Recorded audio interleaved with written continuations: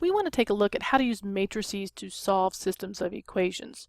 Now, they were time-consuming when we did them before with the substitution methods as well as with addition. I'm not saying matrices is any easier, but it is another method and it works. It takes a long time to get used to how to do everything and to know what to pick to do right the first time. My goal with this is at least to expose you to it and make sure you know how to do it in case it's needed in a future course. Now we're going to use Gaussian elimination. If you've forgotten what that is or you're not sure, I've written it over here on the right hand side. So basically the very first thing is we have to have a 1 in the upper left hand corner position, and then we want 1s going straight down with 0s on either side. So how am I going to do that? Well, first I've got to set up a matrix. So that's the very first thing I want to do. Now I'm going to take my coefficients. So I have 2, 1, 2, and there's my bar for the equal sign, and I have 18. And then I have 1, minus 1, 2, and 9. And then I have 1, 2, minus 1, and 6. Now, what we need in that first row is we need a 1 right off the bat. So what I'm going to do is I am going to take row 1 and I'm going to exchange it with row 2. So we did this, it was at row 1, row 2. So I'm going to change places. So I'm going to have 1, minus 1, 2, and a 9. And then I'm going to have 2, 1, 2, 18. And then I have 1, 2, minus 1, 6. Now make sure you're real careful about all your pluses and minuses and everything, because trust me, if you screw up here, and I've done it a million times, it blows the whole problem out of proportion. So now what do I want to do? Well, I need to get a 0 where this 2 position is. So right here, I need a 0. How in the world am I going to get a 0? Well, I know at the first line I have a 1. If I were to multiply the first row by negative 2, I could add those and get 0. So I actually want to take minus 2 times row 1, and I'm going to add it to row 2.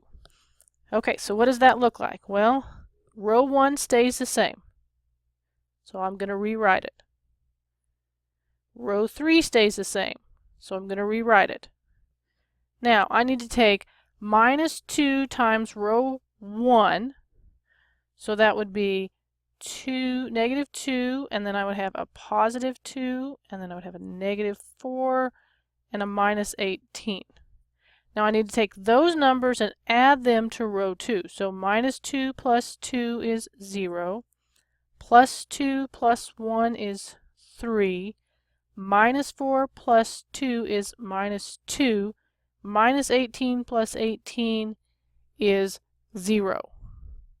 Okay, so far so good. Now I'm going to erase what I did over here on the right because I know I'm going to need as much space as humanly possible on this teeny tiny little screen. So now I've got a 1 and I've got a 0. Now I also need to get a 0 down here at the bottom.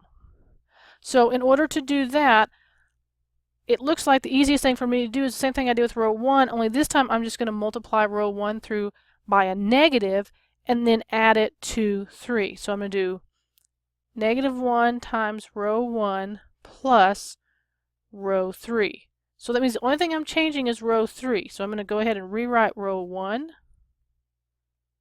and row 2. Now, I need to find row 3. So we see we're doing negative 1 times row 1. So I want to write that out first. So I've got minus 1, 1, minus 2, minus 9. And now I need to add that to row 3. So 1 plus negative 1 is 0. And then I've got 2 plus 1 is 3. Negative 1 plus negative 2 is negative 3. And 6 plus negative 9 is negative 3. Okay, so now our first column is exactly what we want it to be. So rather than looking at the 0 next up here at the top, I want to see if I can get a 1 right here where the 3 is on row 2.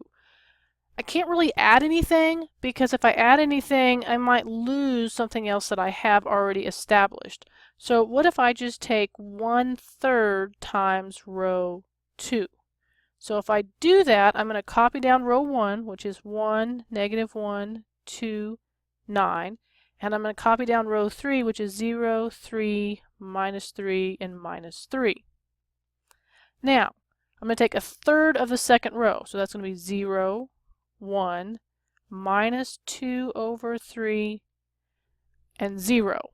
So we have our 1, and then we have a 0 and a 1. But here I need 0, 0, 1. So how am I going to get a 0 for this 3? Well, when I look at that, the easiest way to do that is, let's see, if I multiply, I don't know, the second row by negative 3, that would work. So I want to take minus 3 times row 2 plus row 3. And again, I want to write down everything that's not going to change. So row 1, nothing's happening to. So I'm going to go ahead and write it down. Row 2, we're doing something with it, but we're not actually changing it. So I want to go ahead and write it down. Now, we said we need minus 3 times row 2. So I want to write that over here to the side. That'd be 0, minus 3, 2, and 0. Now I need to take this and add it to the last row. So 0 plus 0 is still 0. Minus 3 plus 3 is 0. 2 plus negative 3 is negative 1. Negative 3 plus 0 is still negative 3. So we got the 0 that we were looking for. So now what I need to do is I'm going to erase these so we have some room. You know I'm going to have to start over eventually. And I need to get this to just be a positive 1. Well, that's pretty easy, right? We're just going to multiply everything in row 3 by negative 1. So negative 1 times row 3. So I didn't do anything at all to row 1. So I'm just going to copy that back down. And then I'm going to copy row 2. And now when I multiply by negative 1, I get a 1 and a positive 3.